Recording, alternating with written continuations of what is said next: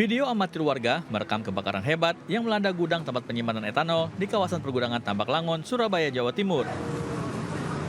Dalam video, tampak beberapa pekerja berhamburan menyelamatkan diri ketika terjadi ledakan di gudang nomor A10 yang terbakar.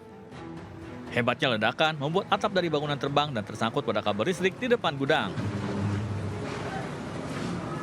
Akibat kebakaran tersebut terjadi 5 kali ledakan keras dari dalam gudang. Api yang berkobar dengan cepat menghanguskan seluruh gudang beserta isinya yang di dalamnya terdapat puluhan drum yang diduga berisi bahan kimia etanol. Kebakaran diduga berawal saat pekerja gudang sedang memindahkan etanol dari tangki ke dalam sejumlah drum. Pihak Dinas Pemadam Kebakaran menerjunkan 18 mobil pemadam kebakaran untuk memadamkan api. Ya, pertama ledakan dulu. Ya, berapa kali itu? Baru orang-orang semua keluar. Belum tahu itu ada kebakaran. Ledakannya berapa kali? Beberapa kali. Jadi yang terbakar adalah etanol ya, etanol itu semacam seperti alkohol. Jadi alhamdulillah tidak ada perambatan ya, teman-teman tadi dengan sigap melakukan pemadaman. Jadi tidak ada perambatan. Sampai sekarang ini masih kita berlangsung melakukan pemadaman. Tidak ada korban jiwa dalam peristiwa ini. Selain gudang, 3 unit motor ikut terbakar sehingga total kerugian ditaksir mencapai miliaran rupiah. Dari Surabaya, Jawa Timur, Sony Hermawan, iNews melaporkan.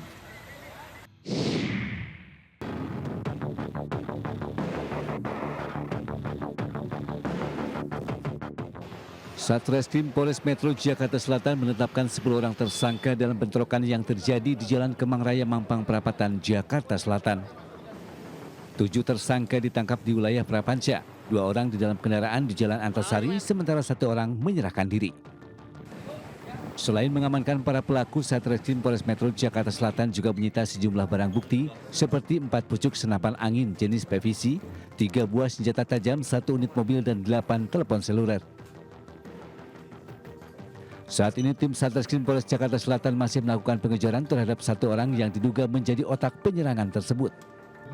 Untuk mempertanggungjawabkan perbuatannya, para tersangka dijerat pasal Undang-Undang Darurat terkait kepemilikan senapan dan senjata tajam dengan ancaman kurungan maksimal 20 tahun penjara.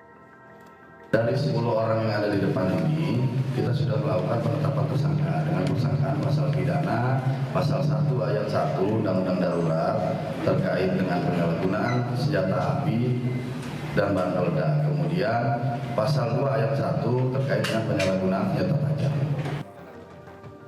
Dari penyelidikan yang dilakukan, bentrokan terjadi akibat saling klaim. Pihak yang mengaku ahli waris mempertahankan lahan dengan menempatkan sejumlah orang. Sementara kelompok yang melakukan penyerangan mengaku sebagai pemilik lahan dan bangunan tersebut. Dari Jakarta Selatan, Den Helmi Sajangbati, iNews melaporkan.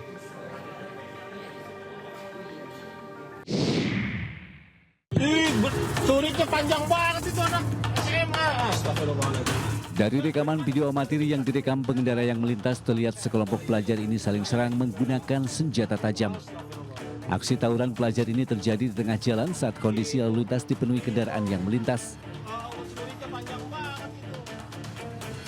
Meski berbahaya, namun para pelajar ini tetap mengacungkan senjata tajam ke arah lawannya serta melakukan pengejaran menggunakan sepeda motor.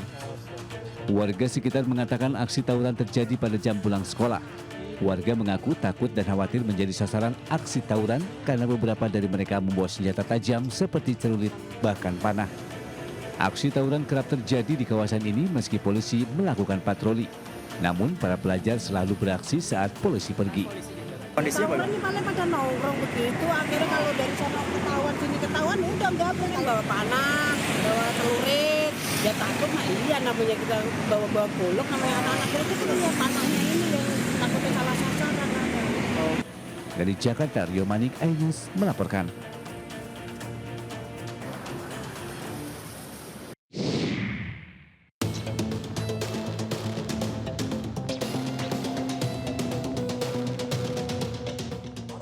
Usai meresmikan sekolah militer bagi siswa yang nakal, Gubernur Jawa Barat Deddy Mulyadi mengungkapkan mekanisme siswa yang masuk ke markas TNI. Siswa akan menjalani wajib militer hingga dapat berubah menjadi lebih baik. Selain itu, siswa yang dikirimkan ke markas militer mulai dari tingkat SMP hingga tingkat SMA. Lamanya siswa menjalani wamil tergantung perubahan perilaku siswa mulai dari 1 hari hingga 1 tahun lamanya. Pemerintah Provinsi Jawa Barat akan terus menjaring siswa yang ditangkap oleh pihak kepolisian untuk dapat masuk ke program wajib militer di Rindam 3 Siliwangi. Nantinya, jika orang tua tidak memasukkan anaknya ke barak militer harus bertanggung jawab jika anak tersebut kembali berbuat onar. Yang direndam SMP sama SMA. SMP sama SMP. Iya, SMP. Nginep, masa pulang pergi? Ya tergantung perkembangan pertumbuhannya. Nanti kan disesuaikan. Jadi penyerahannya harus oleh orang tua. Tidak boleh penyerahan di luar orang tua. Tapi kalau orang tuanya saya masih sanggup mendidik, bikin surat pernyataan dong. Sanggup mendidik. Nanti kalau ada terjadi kriminal lagi, orang tuanya di situ harus ada tanggung jawab. Program wajib militer bagi anak nakal ini sudah diterapkan pada hari ini. Sudah ada 69 siswa yang masuk markas TNI untuk dibina agar lebih baik. Dari Bandung, Jawa Barat, Ervan David, iNews melaporkan.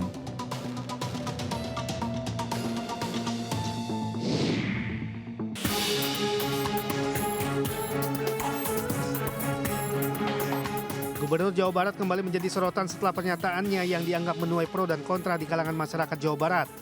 Orang nomor 1 di Jawa Barat itu menyebut jika penerima bantuan sosial harus menjalani vasektomi atau KB untuk pria. Dedi mengatakan bahwa tujuannya supaya masyarakat dapat mengatur waktu kelahirannya sehingga dapat menekan angka kemiskinan di Jawa Barat. Dedi juga menegaskan prioritas KB dilakukan untuk pria supaya suami ikut bertanggung jawab dan tidak hanya membebani sang istri. Maka para penerima bantuan sosial, apakah nanti bantuan biaya kelahiran, bantuan rumah sakit, bantuan listrik, bantuan pangan non tunai, bantuan perumahan, bantuan tanah, ya saya harap bantuan beasiswa untuk anaknya. Saya harapkan yang laki-lakinya loh, saya harapkan suaminya atau ayahnya yang ber-KB sebagai bentuk tanda tanggung jawab terhadap diri dan keluarganya. Jangan terus-terusan dibebankan pada perempuan. Menanggapi hal tersebut, Majelis Ulama Indonesia atau MUI Jawa Barat menyebut jika langkah program vasektomi adalah haram dalam fatwa MUI sejak tahun 1979. MUI menyebut jika vasektomi dapat memutus fitrah manusia hingga menyalahi aturan hak asasi manusia. Vasektomi diperbolehkan dengan syarat tidak menyalahi syariat, tidak menimbulkan kemandulan permanen, mendapat jaminan rekanalisasi, tidak menimbulkan bahaya mudarat, dan vasektomi tidak dimasukkan ke dalam program syariat penerima bansos. MUI Jawa Barat juga menyayangkan kepada pemerintah Provinsi Jawa Barat yang tidak melibatkan pihak terkait dengan program bansos vasektomi. Kalau pertimbangannya hanya untuk menyalurkan bansos dan jelas itu tidak masuk yang 5 hal ini. Jadi tetap tidak boleh. MUI Jawa Barat berharap kedepannya untuk dilibatkan dengan program kebijakan pemerintah Provinsi Jawa Barat agar tidak menuai pro dan kontra setiap kebijakan yang dikeluarkan.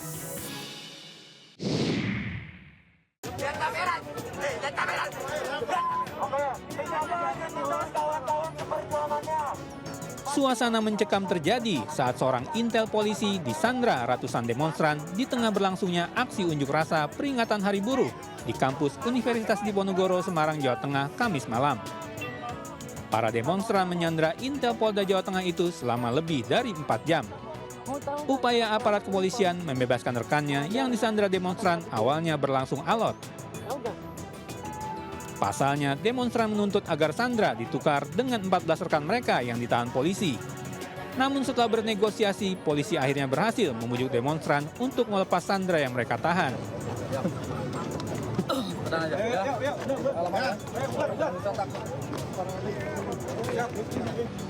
Aksi unjuk rasa sendiri nyaris diwarnai bentrokan setelah sempat terjadi aksi pelemparan batu. Namun bentrokan dapat diredam setelah terjadi komunikasi antara kedua pihak. Malam ini ada 4 rekan kita mahasiswa sudah dipulangkan dari kantor karena yang bersangkutan secara tidak langsung ada di tempat tapi tidak terkait dengan kegiatan anarkis. Tapi yang di dalam masih kita lakukan pemeriksaan 14 orang itu semua terlibat dalam anarkis, ayo dengan anarkis.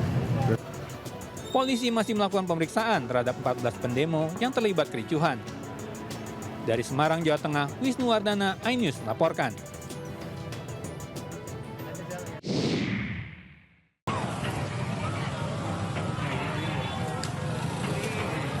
Polrestabes Makassar melakukan pengejaran terhadap pelaku pengerusakan mobil pengguna jalan yang videonya viral di media sosial.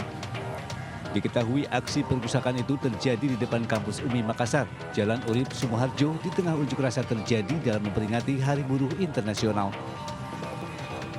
Dari video yang beredar terlihat pemuda yang memakai baju serba hitam ini langsung memukul bagian kaca belakang mobil hingga rusak parah. Penumpang mobil pun berteriak histeris.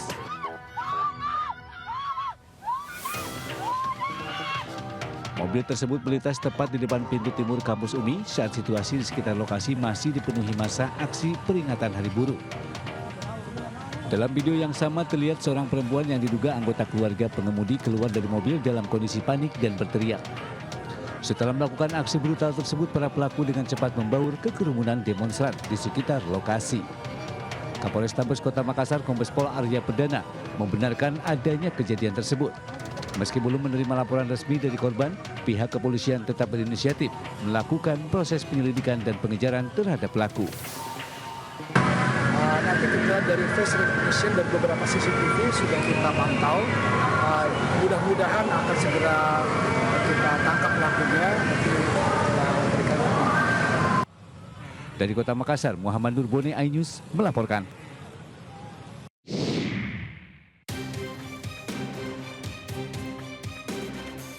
Komisi Pemberantasan Korupsi menyita mobil mewah milik mantan Gubernur Jawa Barat, Ridwan Kamil, yang diduga terkait kasus korupsi pengadaan iklan di Bank BJB. Mobil bermerek Mercedes-Benz tersebut hingga kini belum dibawa ke rumah penyimpanan benda sitaan negara karena masih berada di bengkel.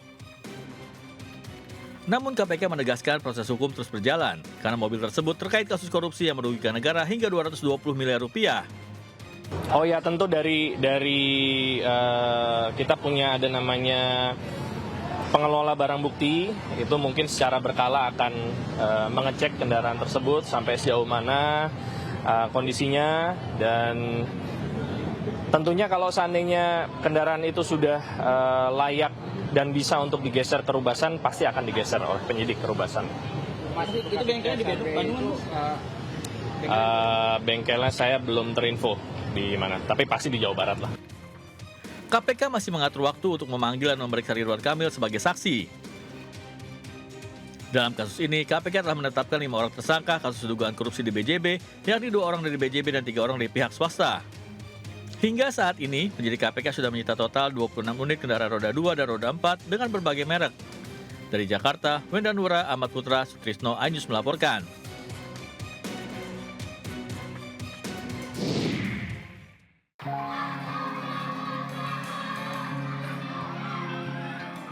Presiden Prabowo menyoroti minimnya fasilitas pendidikan di sekolah saat memberikan sambutan pada acara peringatan Hari Pendidikan Nasional di SDN Cimahpar 5 Bogor, Jawa Barat. Prabowo menyebut sekolah daerah ada yang hanya memiliki 1 toilet untuk siswa sekaligus guru, padahal sekolah tersebut mendapatkan alokasi anggaran yang tidak sedikit. Padahal kalau kita buka-bukaan, anggarannya ada.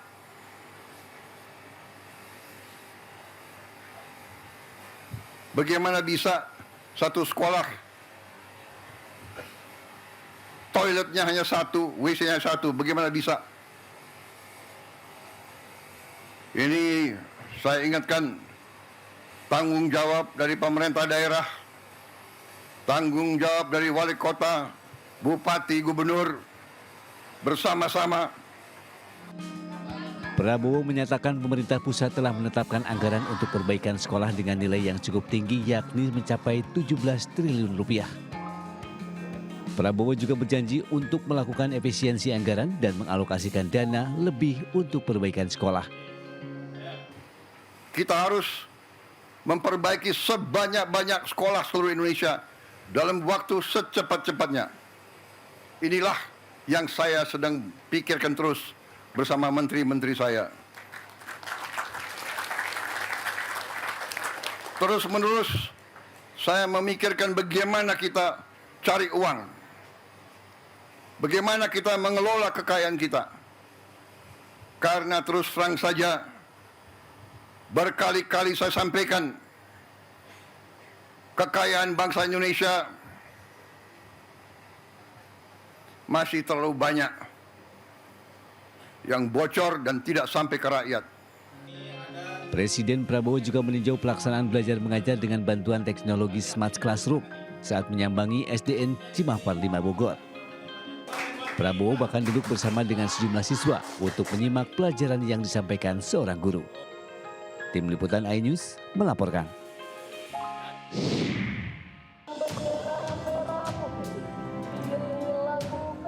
Setelah diserbu pelamar, petugas PPSU kantor Gubernur Jakarta kembali diserbu warga.